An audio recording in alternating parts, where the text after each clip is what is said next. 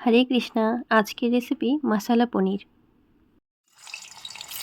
কড়াইতে তেল গরম করে নিয়ে হালকা আছে পনিরগুলো ব্রাউন কালার করে ভেজে নিব।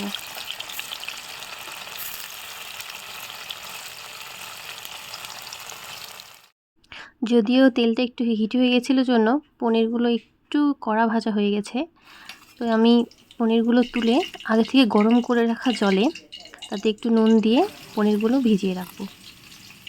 এবার ওই তেলেই কেটে রাখা আলুগুলো দিয়ে ভেজে নেব।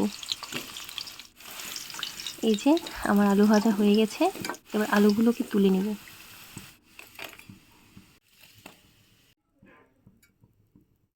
আলু ভাজতে ভাজতে আমি মশলাটা রেডি করে নিয়েছিলাম। মশলাটা গুলে 2-3 মিনিট রেস্টে রেখে দিলে ভালো মিক্সড হয়।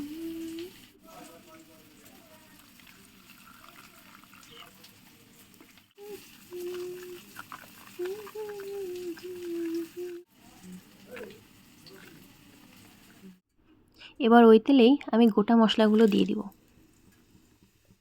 দিয়ে দিচ্ছি আদা। এটাকে একটু ভালো করে মিক্স করে নেব। এবার অ্যাড করছি তেজপাতা, হিং। এবার একটু ভালো করে মিক্স করে নেব। এবার অ্যাড করছি গুলে রাখা মশলাটা।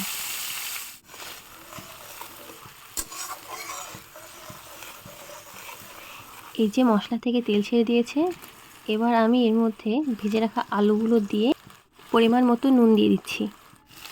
তারপর ঢেকে আলুগুলোকে আমি একটু ভালো করে কষিয়ে নিয়ে এতে পনির অ্যাড করে দিচ্ছি। পনির দিয়ে নেড়ে চেড়ে ভালো করে কষিয়ে নিতে হবে। কষানো হয়ে গেছে, এবার আমি এখানে ওই গরম জলটা ঝোল হিসেবে ব্যবহার করছি। ঝোল দিয়ে আমি ঢেকে দিয়েছিলাম আলুটা ভালোভাবে সিদ্ধ হওয়ার জন্য।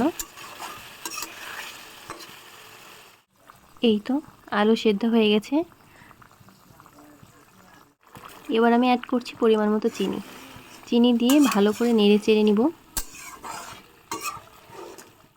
ব্যাস, এবার তৈরি মশালা পনির। এভাবে একবার রান্না করে ভগবানকে দিতে পারেন, আশা করি অনেক ভালো লাগবে। হরি বল।